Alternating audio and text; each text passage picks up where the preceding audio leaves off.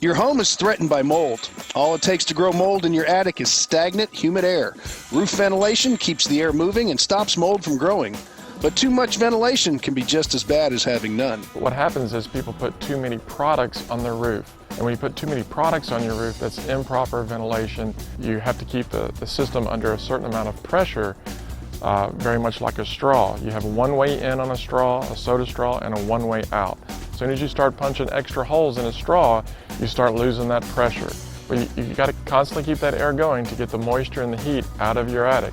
To keep air flowing, your roof needs just the right amount of ventilation. But what type works best, and how do you know when enough is enough? The main vents that we have are ridge vents, turbines, power vents, and air hawks. Each of them have a different rating of how they perform or how much air they can move. A professional can tell you the numbers that you may need of each type.